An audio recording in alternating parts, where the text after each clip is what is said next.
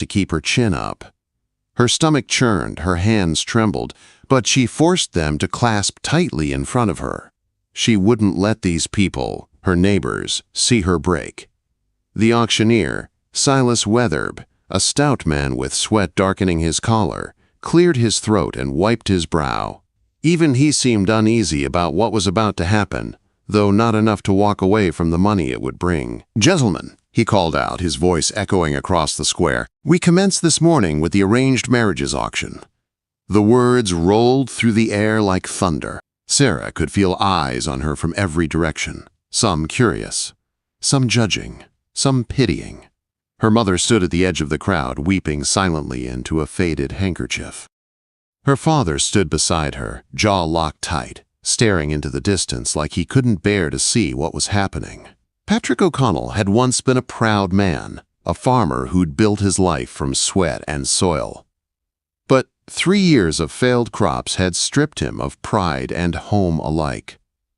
The bank had taken their land. The drought had taken their hope. Now this, selling his daughter for passage to California, was all he had left. "Miss Sarah Ann O'Connell," Wetherbe announced, reading from his ledger, "age 19, good Irish stock, can read, write, and count, skilled in household duties. Family seeks $40 to cover debts and passage west." $40. That was the price of her family's survival and the cost of her freedom. "30, called a voice from the crowd. Heads turned. The bidder was a shopkeeper from the next town over, known for driving his first wife into an early grave. 35, came another call, a miner, his beard gray and filthy, his breath sour even from 10 feet away. Sarah's heart thudded in her chest. Each voice was another nail sealing her fate. Then came a deeper voice, calm but commanding. 40. The crowd parted as the man stepped forward. Sarah looked up, and the world seemed to still. He was tall, broad-shouldered, wearing a buckskin jacket worn smooth with age. His face was carved by sun and wind, his dark hair streaked with gray, but it was his eyes that stopped her, gray as storm clouds, cold and unreadable. Ezekiel Boone. She'd heard whispers of him in town, the mountain man who came down from the Rockies twice a year for supplies, the one who'd lost his wife and child to cholera 5 years back, the one who spoke to no one and trusted even fewer. 40, Wetherbe repeated eagerly. "Do I hear 45? Silence. The shopkeeper shifted but stayed quiet. The miner spat and turned away. "Sold," Wetherbe declared, "to Mr. Boone for $40. The word "sold" rang in Sarah's ears like a church bell tolling death. Boone stepped forward, boots thudding on the boards, and reached into his coat. He handed Wetherbe a small leather pouch. Gold coins clinked inside. Real gold, not paper promises. He turned to Sarah, his voice rough and low. "Get your things. We leave within the hour."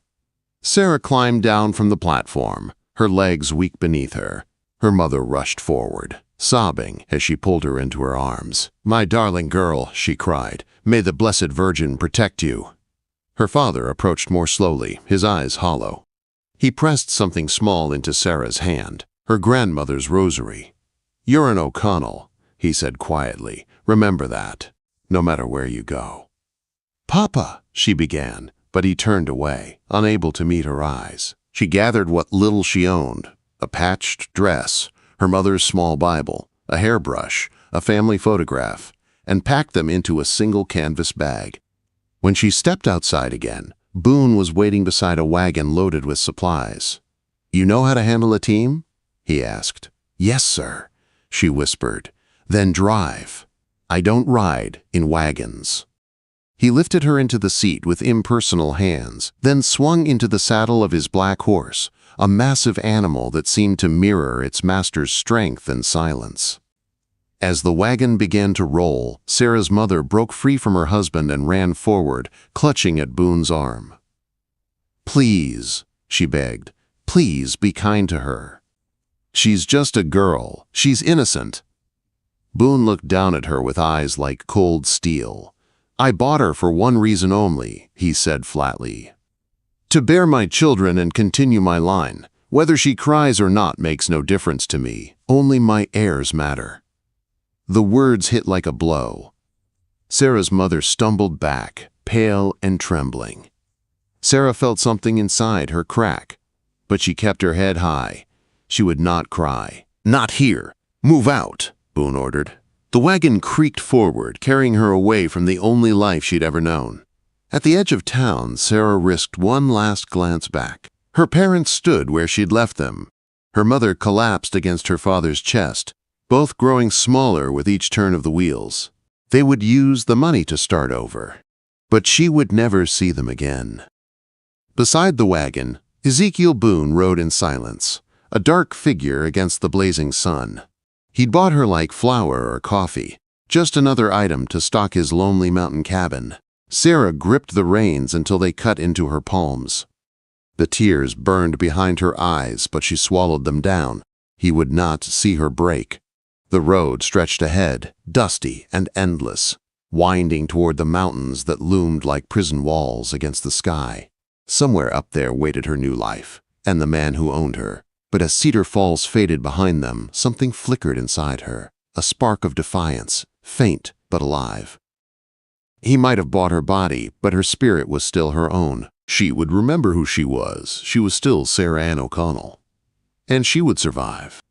The wagon wheels groaned as they rolled deeper into the wilderness, each turn carrying Sarah farther from everything she had ever known. The first day passed in heavy silence, broken only by the creak of wood, the plod of oxen, and the occasional cry of a hawk overhead. Ezekiel Boone rode slightly ahead, his back straight, his movements measured. He hadn't spoken since they'd left town, not one word. By noon, the sun burned high and hot. Sarah's bonnet did little to protect her from its glare. Her mouth was dry, her arms ached from holding the reins, but she refused to ask for rest. She wouldn't give him reason to think she was weak. At last, Boone lifted a hand, signaling her to stop near a small creek. He dismounted in one smooth motion, leading his horse to drink. Sarah climbed down stiffly, her legs trembling from hours of sitting still. "Water the oxen," he said without looking at her. "We'll rest here an hour." She nodded and led the animals to the water. Her reflection wavered in the stream. Dusty face, tangled hair, eyes hollow from sleepless nights. She barely recognized herself. When she turned back, Boone was kneeling by his horse, checking the animal's hooves, every movement practiced and efficient. Sarah opened her small bundle and pulled out the last bit of cornbread her mother had packed. It tasted of home and sorrow. "Storm coming," Boone said suddenly, his deep voice startling her. Sarah looked up at the clear blue sky. "Storm? It's near perfect weather." He didn't reply, only kept his gaze fixed westward. She followed it, and saw it then. Dark clouds, low and fast, rolling across the horizon. They were on the trail again before she could ask more. The wind rose, cold and sharp. Within an hour, the sky turned gray, and fat raindrops began to fall. "Keep them moving!" Boone shouted over the growing wind. "We've got to reach the way station!" The oxen struggled through the mud as the storm unleashed its fury. Thunder cracked across the mountains, and lightning lit the sky white as bone. Sarah gripped the reins, every muscle tight with fear. At last, through the blinding rain, a small log structure came into view, a crude way station with a sagging roof and a corral. Boone dismounted and rushed to secure the animals, shouting orders she could barely hear. Inside, the cabin was dark and musty, smelling of smoke and damp wood. Sarah shivered violently, her dress soaked through. She set to work building a fire, her fingers numb and clumsy, while Boone checked the roof for leaks. By the time the fire caught, both were dripping wet. Boone hung his coat on a peg and began unpacking supplies. Beans, salt pork, coffee. "Can you cook?" he asked. "Yes, sir." "Then do it." Sarah moved mechanically, too cold to think. She cooked over the fire, the smell of hot food filling the small room. They ate in silence, sitting on opposite benches while rain battered the roof. When she finished cleaning up, she spread her blanket on the far side of the fire. Boone unrolled his bed near the other wall, his rifle within reach. "We leave at first light," he said flatly. Sarah nodded, though her heart pounded. She lay down, staring into the flickering fire. The storm raged outside, wind howling through the trees. She tried to pray, but the words came hollow. Then she heard it. A long, low howl. Wolves. Her body went rigid. "They won't come in." Boone's voice came from the darkness. "They smell human scent. They'll keep their distance." She hadn't realized he was awake. "I wasn't afraid," she lied softly. His tone held no warmth. "You should be. Out here, fear keeps you alive." Silence followed. The only sounds were the crackle of the fire and the pounding rain. "Mr. Boone," she whispered after a while, "how far is it to your place?" 3 days, maybe 4, depends on the weather." "And there's no one else?" Quote, "Not for 50 miles." His voice grew distant. "That's how I prefer it." Sarah turned her face to the wall, the weight of his words pressing down like the storm outside. She clutched her rosary under the blanket, the smooth beads a small comfort. The rain slowed near dawn. She dozed fitfully and woke to the smell of coffee. Boone handed her a tin cup without a word. They left as the sun broke through the clouds, painting the wet earth gold. For a moment, it was almost beautiful, the air clean and sharp, the mountains glowing in the distance. Sarah caught her breath. "It's beautiful," she said before she could stop herself. Boone turned slightly in the saddle. His expression didn't soften, but something flickered behind his eyes. "Aye," he said quietly, "beautiful and deadly." The next 2 days tested every ounce of strength she had. The trail grew steeper and narrower, twisting through forests and rocky passes. Boone rode ahead, guiding them through terrain that seemed to belong to another world.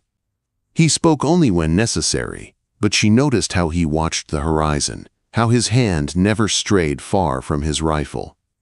They camped beneath an overhang one night, the air cold and thin. Sarah built a small fire and warmed her hands. Boone caught fish from the nearby creek and handed one to her on a stick. "Eat," he said. She accepted it carefully. "Thank you." He nodded once. "You did well today. Most folks break before the second day." The simple words of acknowledgement startled her more than his earlier cruelty. "I'll manage," she said softly. He looked at her then, really looked. "We'll see." By the 3rd day, Sarah's hands were blistered from the rains. Her back ached from the endless jolting, but she kept on without complaint. When she thought she couldn't go another mile, the trees opened up, and there it was. The cabin stood in a clearing, framed by mountains that rose like walls of stone. Smoke curled from the chimney. The structure looked sturdy, built to withstand anything nature could throw at it. "Whoa!" Sarah called, halting the oxen. Her voice came out rough. Boone dismounted, his boots sinking into the soft earth. He took in the sight like a man returning to something sacred. "This is home," he said simply. From the barn came movement, a young man lean and dark-haired, with native features and calm eyes. "Jacob 2 Rivers," Boone said. "Helps with the place when I'm gone." "Ma'am," Jacob greeted politely, tipping his hat. "Hello," Sarah replied, uncertain. "Unload the wagon," Boone ordered. "Then you can go, Jacob." Together they carried supplies inside. Sarah followed last, pausing in the doorway. The interior was dim, but warm. A stone fireplace, shelves lined with jars, a table, 2 chairs, a ladder leading to a loft. Everything was orderly, practical, built for survival. "Your things go up there," Boone said. "That's your space." Sarah climbed the ladder, finding a small loft with a straw mattress, a chest, and a single window looking out over the forest. It wasn't much, but after the road it felt almost like sanctuary. When she came down, Jacob was gone, and Boone was stirring a pot over the fire. "Make bread if you can," he said, not looking up. "Flour's in the barrel, starters by the window." Sarah obeyed, working quietly. The cabin filled with the smell of stew and fresh bread.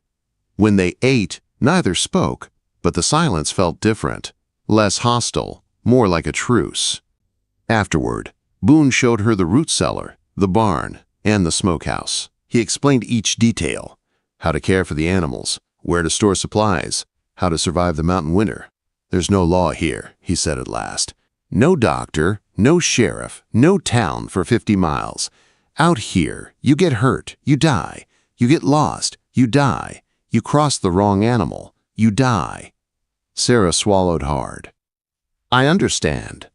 "Do you?" he asked, stepping closer, his shadow falling across her face. "Come first snow, we might not see another soul for 5 months. Just you and me, can you handle that?" Her voice trembled, but her words didn't. "I'll have to, won't I?" For the first time, something like approval flickered in his cold gray eyes. "Yes," he said quietly, "you will." That night, as the fire burned low, Sarah sat in the loft with her mother's Bible and grandmother's rosary. The wilderness outside howled and groaned, alive with unseen life. She prayed for strength, not deliverance, just strength. And when she blew out the candle, she whispered to herself, "You might own my body, Mr. Boone, but my soul is still mine." Quote. Wait, before we move on, what do you think about the story so far? Winter came early in the mountains that year. The first snow fell in late September, soft at first, then steady, turning the world outside into a white wilderness. Sarah woke to find frost tracing delicate patterns across her window and the sound of silence so deep it felt sacred. "Get up," Ezekiel called from below. "Snow's come." Everything changes now. He was already dressed in heavy furs when she came down, checking the rifles, testing the shutters. The fire blazed bright, but the air still bit cold. "The animals?" she asked, concern rising in her chest. "Already fed," he said, "but we'll move them to the inner stalls before the next storm. This is just the beginning." Sarah soon learned what he meant. Every day was a battle to stay ahead of the cold. Ice had to be broken from the water basin each morning. The chimney needed clearing after every storm. Food had to be rationed carefully. Nothing wasted. Even a short walk outside required tying a rope from the cabin to the barn so they could find their way back if a blizzard came. The isolation was complete. The valley became their entire world. Jacob Two Rivers and his family moved south with the snow, leaving the cabin cut off from everything. Sarah threw herself into work to keep from thinking too much, mending, cooking, chopping wood, tending animals. Ezekiel spoke little, answering questions in short, quiet tones. When he wasn't working, he read by the fire or stared into the flames, lost somewhere she couldn't follow. One evening, after another long day, Sarah couldn't bear the silence anymore. "What do you think about," she asked softly, "when you sit so quiet?" He didn't answer right away. "Things you wouldn't want to hear," he said finally. "Try me." He looked up, studying her face as if deciding whether she was strong enough for truth. "I think about the trap lines that need checking, whether the roof will hold, whether the meat will last till spring." He paused. "Sometimes I think about before." Quote, "Your wife," she said gently, his jaw clenched. "Mary." The name came out rough, scraped raw from years of silence. "What was she like?" "Why do you want to know?" "Because I live in her shadow," Sarah said honestly. "Everything here, the way the dishes are stacked, the curtains, the garden, it all speaks of her. I just don't know if I'm doing things wrong." Ezekiel set down the knife he'd been sharpening. For a long moment, he stared into the fire. "She was small," he said finally. "Smaller than you, but strong. Came from farming stock. She made this place feel alive, sang while she worked. The cabin felt warmer when she was in it." Sarah listened in silence. "She and our little girl Lizzie, they both took fever. Nothing I could do. Watched them burn up right in front of me." His voice cracked for the first time since she'd known him. "After I buried them, the world went quiet. Too quiet. So I went into the mountains and stayed there until I forgot how to speak." "I'm sorry," Sarah said softly. "Don't be," he muttered. "I don't want pity. Just need heirs. Sons to carry the name, that's all." But that night, when she went to her loft, she found a small wooden box on her blanket. Inside was a fine silver thimble, engraved with flowers, and a set of colorful threads. It was Mary's sewing kit. When she thanked him, he only shrugged. Shame to let it go to waste, he said, but his eyes didn't quite meet hers. December brought blizzards that howled for days without pause. One morning, a crash outside shook the cabin. The barn roof had caved under the weight of snow. Ezekiel grabbed his coat. "I'll handle it," he said. "You can't go out there. The wind." "Stay inside," he ordered, wrapping a rope around his waist. "If I'm not back in an hour, don't come looking." He stepped into the whiteout, swallowed instantly by the storm. The rope stretched taut for a long time, then went slack. Sarah waited, praying, pacing. 10 minutes. 20. The wind screamed. Fear clawed at her chest. Finally, she wrapped herself in every blanket she could find, tied the rope around her own waist, and plunged into the storm. The cold hit like a knife. The wind tore at her bonnet, stung her eyes. She followed the rope, fighting through drifts up to her waist. The barn loomed out of the white, half buried in snow. Inside, chaos. The cows were panicked. The roof split open, and under a fallen beam, Ezekiel lay still. "No," she gasped, dropping to her knees. His face was pale, blood streaking from his temple. He was breathing, barely. She tried lifting the beam, but it was wedged fast. Inch by inch, she dragged him free, praying with every breath, "Please, please, not like this." Somehow, she got him back to the cabin, half dragging, half carrying. She stripped his frozen clothes, bound his wound with torn linen, and coaxed water between his lips. "Don't you dare die," she whispered fiercely. "You don't get to leave me here alone." He stirred once, muttering in fevered dreams. "Mary, Lizzie." "It's Sarah," she said firmly, wiping his brow. "You're safe. You hear me? You're safe." For 3 days she tended him, feeding him broth, checking his bandages, keeping the fire alive while storms battered the walls. On the 3rd night, his fever broke. When he woke, he found her asleep in the chair beside him, her hands still holding his. "You saved my life," he said quietly. She blinked awake, smiling through exhaustion. "You would have done the same." He shook his head. "No, you could have left, would have been free." "Free?" she echoed. "To die alone out there? No, Ezekiel. I'm not built for that kind of freedom." Something softened in his eyes then, something she hadn't seen before. "Thank you," he said simply. After that, things began to change. Slowly. He let her help with repairs. He showed her how to mend harnesses, how to set traps, how to track prints in the snow. They began talking more. Not much, but enough to bridge the silence that had filled the cabin since she'd arrived. When spring came, the thaw was like rebirth. Water ran everywhere, rushing through the valley. The snow melted from the roof in glittering streams. Sarah planted new seeds in the garden, her hands steady and sure. Ezekiel watched her work, something like pride in his gaze. One morning he stood at the barn door, holding something small. A ring. Plain gold. "Had Jacob fetch it from town last year," he said quietly. "Didn't know who I'd be bringing back. But now I do."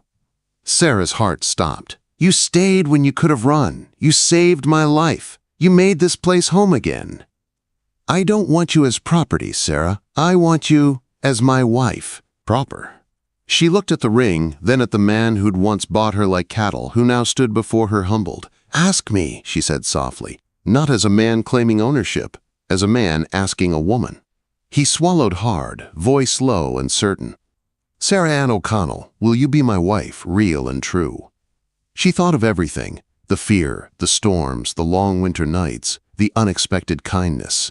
Then she smiled, eyes bright with tears. "Yes, Ezekiel, I will." Their marriage wasn't born of law or convenience anymore. It was forged in hardship, sealed by choice. Months later, when Judge Thornberry rode up to challenge their union, claiming their auction marriage was illegal, Sarah stood her ground. "You can take your papers and your pity," she told the judge, voice steady. "What happened in town was wrong. But what's happened since? That's right. I came here as property, but I stayed as a partner. I choose this life, and I choose this man." Ezekiel's rough hand found hers. "Then let the